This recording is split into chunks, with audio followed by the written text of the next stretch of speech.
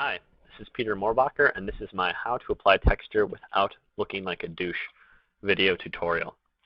I think that title requires a little bit of a preface. We've all seen texture overdone on digital images.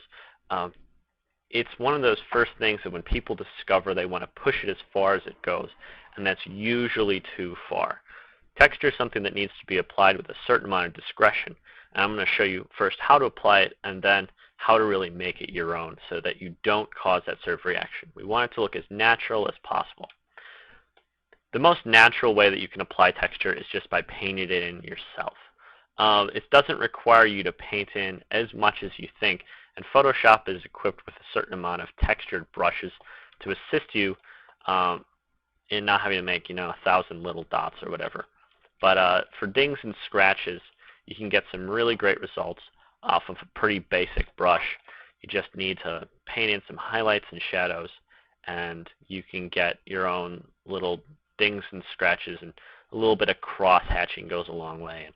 And, you can already see some of that in here, and I feel like it's fairly effective, but I want to punch it up a little bit more. So I've got a photograph that I'm going to overlay on top of this. Now, this is a picture of my basement floor. It's not really critical to have the texture that you're using be of the same material that you're trying to depict. If there's a kumquat that looks perfect for a robotic arm, a rust on a robotic arm, it's like you're never going to find a photograph of a robotic arm. You don't need to use a photograph of rust to depict rust. You just, whatever you think looks good is good. That's the final rule. So we're just going to drag this over into our painting here, and it's going to look big and it's going to cover everything and be ugly. So we're going to have to do something about that. First things first, we need to get it to blend in with the painting. So we're going to change its blending mode to overlay. Overlay is good for most applications. In this case, it seems to be working all right, but I don't want the color from this texture to bleed into the drawing at all. So we're going to turn it into grayscale by hitting Shift-Control-U. All right, now there's no more color, but we do have this texture. We're just going to pick an orientation that works for us here. Make sure that the texture is applying over everything we need, and any details that we want lined up. And then we can apply it to our clipping mask stack here.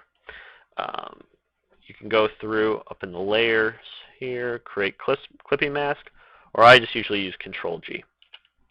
But we've still got this texture applied over all the bits that we don't want it to. For instance, the face. We really don't want it on there. The first instinct would be to go to the eraser tool and start erasing bits, but that is really the wrong way of doing it. We need a more elegant solution, so we're going to use a layer mask, and that's down here at the bottom of the Layers tab. We're going to start off with nothing, and then we're going to build up from there. So we're going to erase it all by filling this mask with black, and then we're going to go back in with white, and we're going to start painting that texture in wherever we want it. And wherever we paint in white, you'll see the texture is going to reappear.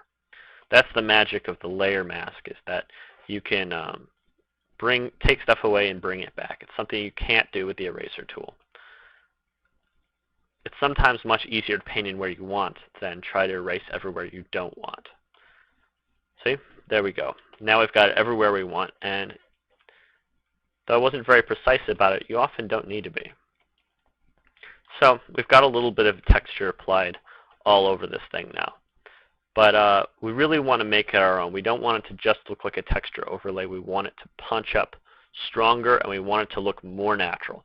So we're going to take matters into our own hands, create a new layer above all this, and then start using the brush tool to brush in some shadows and highlights into this texture. We're going to get right up in there, right up in its grill, and we're going to start applying some shadows and some edges.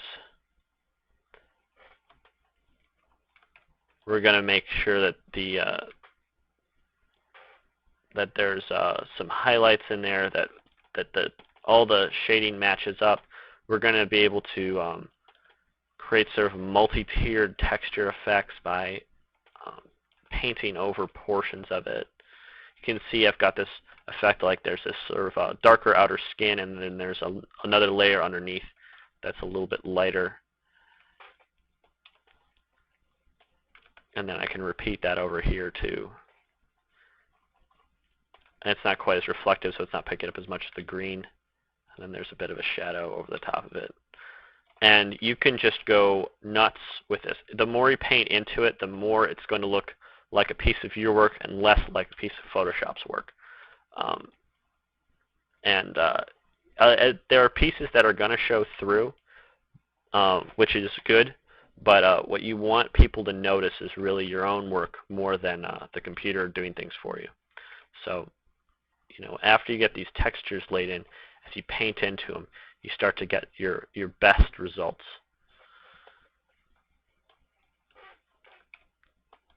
If there's places that you decide you don't want the texture, like areas of shadow, sometimes the texture appears to be too bold, you can go back in with your black and paint it down again. Or on a receding edge, as it becomes as your view becomes perpendicular to the surface, the texture may look too strong. You can brush that out, and it'll sort of smooth it out and make it look more natural. The key is, if it looks right, it is right. You're not actually applying a real texture to a real surface. You're just trying to create the illusion of a texture on a surface. And whatever tricks you use to get there is what works. Whatever looks right is right. So I hope this was informative for you. It was fun for me. Check out more of my tutorials on my YouTube profile, or visit me on DeviantArt over at onevox.deviantart.com. There's a dash between one and Vox. All right, have a good day. I'm out.